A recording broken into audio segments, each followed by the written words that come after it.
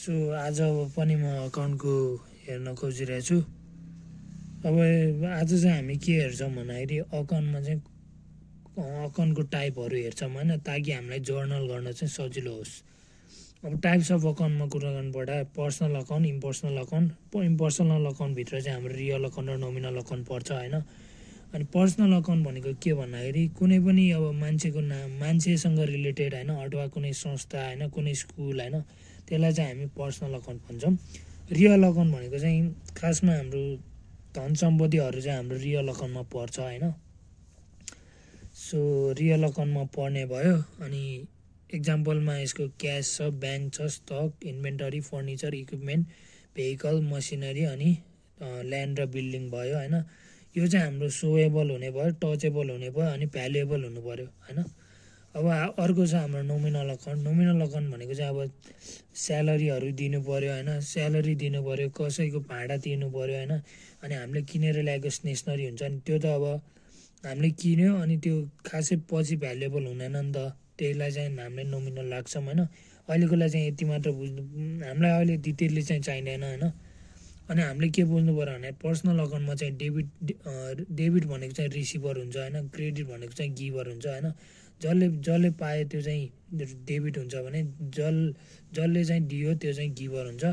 Real अकाउन्टमा चाहिँ debit भनेको what comes in, credit भनेको वाट गोज आउट। नोमिनल अकाउन्टमा चाहिँ एक्सपेन्सेस एन्ड लसेस भनेको चाहिँ डेबिट, इन्कम एन्ड प्रफिट भयो भने चाहिँ हाम्रो क्रेडिट हो होइन।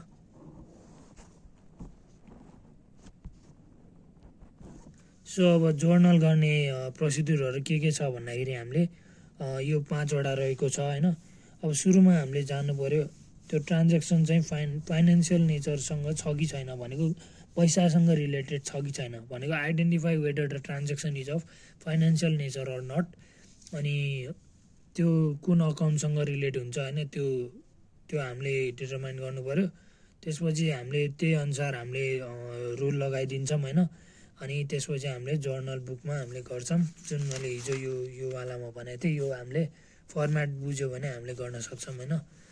सो अब प्रिपरेसन अफ जर्नल इन्ट्रिजमा जाउँ होइन। प्रिपरेसन अफ जर्नल इन्ट्रिजमा जाउँ। अब रियल बिजनेस फर्महरूमा त धेरै प्रकारको फाइनेन्सियल ट्रान्ज्याक्सनहरू भइरहेको हुन्छ सधैँभरि होइन, डेली भइरहेको हुन्छ। तर हाम्रो यो क्लास 9को लागि चाहिँ हामीलाई होइन यतिवटा चाहिँ हाम्रो यतिवटा कुरामा चाहिँ हामीले जर्नल चाहिँ बनाउनु सक्ने हुनुपर्छ होइन। अब त्यो भनेको कमेन्समेन्ट अफ बिजनेस होइन। कमेन्समेन्ट अफ बिजनेस भनेको चाहिँ बिजनेस चाहिँ स्टार्ट गर्ने, कमेन्समेन्ट भनेको चाहिँ स्टार्ट होइन। Deposit and withdrawal of cash भनेको चाहिँ ब्याङ्कमा हामी पैसा डिपोजिट गर्न जान्छौँ, झिक्न जान्छौँ होइन, त्यो भनेको चाहिँ deposit and withdrawal of cash भयो। अर्को छ हाम्रो होइन। सो हाम्रो अर्को रहेको छ होइन purchase and purchase return of trading goods भनेको, पर्चेज भनेको त हामीले किन्ने भयो होइन। पर्चेज रिटर्न भनेको के भनेको, पर्चेज रिटर्न भन्ने शब्दको अर्थ चाहिँ के छ भन्दाखेरि पर्चेज रिटर्नको अर्थ के छ भन्दाखेरि जब किनेको सामान चाहिँ फिर्ता गर्छ होइन, किनकि सामान बिग्रिया हुन्छ, गलत डेलिभरी परेको हुन्छ नि त, त्यसलाई चाहिँ हामी पर्चेज रिटर्न भन्छौँ होइन। त्यो भनेको खरिद फिर्ता के, खरिद गरेको सामान चाहिँ हामीले बेच्ने, त्यसलाई चाहिँ हामी पर्चेज रिटर्न भन्छौँ। अनि त्यसपछि हाम्रो सेल्स रिटर्न भनेको छ होइन। त्यसपछि हाम्रो रहेको छ सेल्स एन्ड सेल रिटर्न होइन। पर्चेज रिटर्न र सेल्स रिटर्न भनेको चाहिँ लगभग उस्तै रहेको छ होइन। अब सेल्स रिटर्नमा चाहिँ बिक्री फिर्ता भनेको बुझ्छौँ। सेल्स रिटर्नमा चाहिँ के भन्छ भन्दाखेरि पर्चेज रिटर्न भनेको चाहिँ अब मैले पर्चेज रिटर्न भनेको चाहिँ मैले होइन, अब मैले एउटा सामान किनेँ अरे होइन, मैले एउटा सामान किनेँ अनि मलाई मन नपरेर होइन, त्यो सामान रङवाला परेर मैले बेचिदिएँ भने त्यसलाई पर्चेज रिटर्न भन्छौँ। अनि जसले मलाई बेच्यो होइन, उसले त त्यो सामान मैले फिर्ता दिएपछि उसले सामान पाउने भयो नि त, त्यसलाई चाहिँ हामी सेल्स रिटर्न भन्छौँ। कि जब व्यवसायले बेचेको सामान होइन ग्राहकबाट फिर्ता पाउँछ, त्यो सेल्स रिटर्न हो। जस्तै कि होइन सामान बिग्रेकोले, गलत डेलिभरी परेकोले होइन, अनि त्यही हो होइन। अर्को छ हाम्रो purchase and sales of fix asset भनेको, पर्चेज भनेको किन्ने भयो, सेल्स भनेको बेच्ने भयो होइन। फिक्स एसेट भनेको चाहिँ स्थायी सम्पत्ति। स्थायी सम्पत्ति भनेको के भन्दाखेरि होइन, जुन सम्पत्तिहरू चाहिँ व्यवसायले होइन लामो समयका लागि प्रयोग गर्छ र उसलाई बेच्ने उद्देश्यले चाहिँ किन्दैन के, भनेको त्यो सम्पत्ति चाहिँ फिक्स एसेट भनेर भन्छौँ होइन।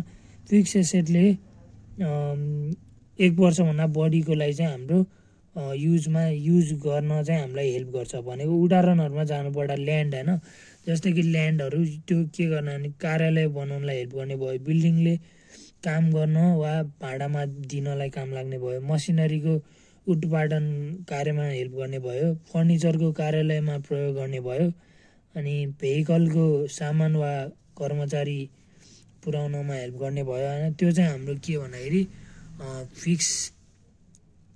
फिक्स एसेट्स हो होइन। अनि एक्सपेन्सेस एन्ड इन्कम भनेको के भन्दाखेरि एक्सपेन्सेस एन्ड इन्कम भनेको चाहिँ हाम्रो खर्च र आम्दानी होइन, कति खर्च भएको छ कति आम्दानी भएको छ त्यो चाहिँ हाम्रो फिक्स एक्सपेन्सेस एन्ड इन्कम भयो। अनि parcel receive and parcel payment भनेको के भन्दाखेरि होइन, पार्सल रिसिभ भनेको चाहिँ आंशिक रसिद हो क्या। त्यो भनेको चाहिँ जब कुनै ग्राहकले आफ्नो सम्पूर्ण रकम एकैपटक तिर्नु सट्टा केही मात्र भाग तिर्छ त्यसलाई चाहिँ हामी पार्सल रिसिभ भनिन्छ।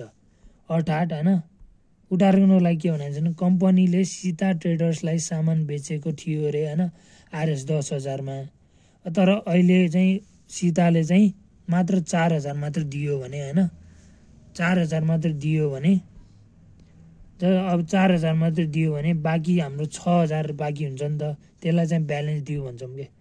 त्यो त्यस्तो गऱ्यो भने चाहिँ हाम्रो पार्सल रिसिभ भन्ने हुन्छ। अनि पार्सल पेमेन्ट भनेको के भन्दाखेरि जब व्यवसायले आफ्नो सप्लायरलाई तिर्ने रकम पूर्ण रूपमा होइन केही मात्र भागमा तिर्छ भने त्यसलाई चाहिँ हामी पार्सल पेमेन्ट भन्छौँ। अनि उदाहरणको लागि के छ भन्दाखेरि कम्पनीले राम ट्रेडर्सबाट सामान किन्यो अरे 8,000मा, तर अहिले उसले 3,000 मात्र तिर्यो अरे होइन। त्यो भनेको चाहिँ हाम्रो पार्सल पेमेन्ट हो। भनेको अघि भने जस्तै उसको कुन पोइन्टमा बसेर हेर्ने भन्ने कुरामा पनि फरक पर्छ होइन।